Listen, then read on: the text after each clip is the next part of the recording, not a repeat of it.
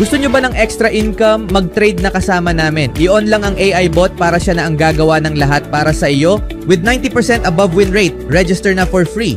SGA, highest paid annual average in league history. Ang laki ng kontrata. Damian Lillard na waived ng Bucks. Si Miles Turner ang pumalit. Pero bakit si Lillard ang totoong panalo sa move na ito?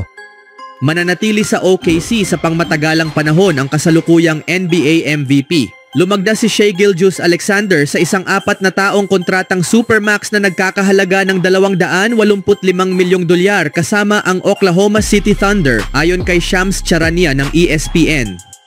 Ang kontrata ay magpapanatili kay Gilgeous-Alexander sa Thunder hanggang sa 6 na taon sa NBA. Sa kasunduang ito, magkakaroon siya ng pinakamalaking taunang sahod sa kasaysayan ng NBA. Magsisimula ang kontrata sa 2027 to 2028 season pagkatapos ng kasalukuyang kontrata niya. Sa loob ng susunod na 6 na taon, kikita siya ng kabuuang $364 milyong. Makakatanggap siya ng $38 milyong sa susunod na season at $40 milyong pagkatapos ng season bago magsimula ang extension.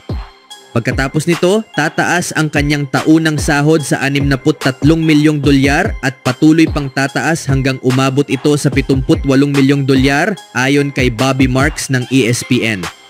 Sa taunang sahod na pinakamataas sa kasaysayan ng liga, hawak na ni Gilgeous-Alexander ang pinakamalaking average salary sa NBA.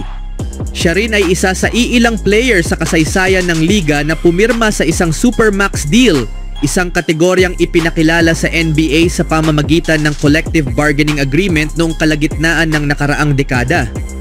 Ang pinakahuling player na pumirma ng Supermax deal bago siya ay si Jason Tatum na may extension sa Boston Celtics na may pinakamataas na taunang halaga noon hanggang maagaw ito ni Gilgeous-Alexander. Gayunpaman, ang kabuang halaga ng kontrata ni Tatum, isang 5 na taon deal na nagkakahalaga ng $304 milyon ay nananatiling pinakamalaki sa kasaysayan ng liga. Bilang isang NBA All-Star sa huling 3 magkasunod na season, natugunan na ni Gilgeous-Alexander ang isa sa mga batayan para sa Supermax at ang kanyang MVP award nitong taon ang nagbigay sa kanya ng karapatang pumirma sa isang 3 taong Supermax deal. Gayunman, hindi siya pinahintulutang pumirma ng Supermax extension sa Oklahoma City hanggat hindi niya natatapos ang kanyang ika-7 taon sa liga. At napakahusay ng ika-7 taong iyon, si Gilgeous-Alexander ang naging gulugod ng kampanya ng Thunder para sa kampyonato na may average na 32 puntos, 5 rebounds, 6 na assists at 2 steals kada laro sa buong season.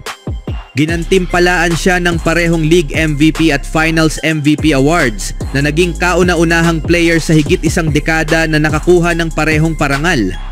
Ngayon na siya ay itinuturing na veteran player sa ilalim ng kasalukuyang CBA, kwalipikado na siyang kumita ng 35% ng salary cap ng team sa mga susunod na taon sa pagtatapos ng kanyang kasalukuyang rookie extension.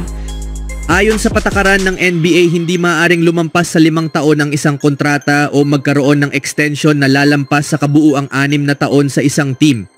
Kaya dahil may natitirang 2 taon pa sa kanyang kontrata, hindi maaaring lumagda si Gilgeous-Alexander ng extension na higit sa 4 na taon. Kung pinili sana niya na hintayin ang susunod na summer upang pumirma ng extension na isa sanang posibilidad, mas mahaba at mas mataas ang garantisadong halaga ng kontrata na maaari niyang makuha. Ngunit sa halip, pinili ng Oklahoma City na tiyaking mananatili ang mukha ng kanilang prangkisa ng mas maaga. Sa huling balita, maraming teams ang nagnanais makuha si Miles Turner bago magsimula ang free agency. Ang mga athletic stretch 5 na kayang pumoste, mag-block at magdepensa sa rim ay bihira. Gayunpaman, wala sa mga team na yon ang may kakayahang pirmahan si Turner at inaasahan ng lahat na sa wakas ay gagastos na ang Pacers at papasok sa luxury tax upang mapanatili siyang kaduo ni Tyrese Haliburton. Pero tumanggi ang Indiana na magbayad at sa isang malamig pero matapang na hakbang gumawa ng ingay ang Milwaukee Bucks. Ini-waived at ini-stretch nila ang natitirang kontrata ni Damian Lillard na posibleng mawala ng buo o halos buong season dahil sa punit na Achilles at ginamit ang perang yon para pirmahan si Turner sa isang 4 na taon na $104 milyong na kontrata. Isa ito sa pinaka-wild at hindi inaasahang galaw sa NBA mula pa nung lumipat sina Paul George at Kawhi Leonard sa Clippers. Sa tuwing bahagyang pinipressure ni Giannis Antetokounmpo ang Bucks na ayusin ang roster, palihim na binabanggit na baka umalis siya, lagi silang tumutugon. Ganito nila nakuha noon si Lillard, pero ngayong summer walang halos naniniwalang may magagawa pa ang Bucks. Halos na ipamigay na nila ang lahat ng future draft picks nila at kakaunti ang trade assets.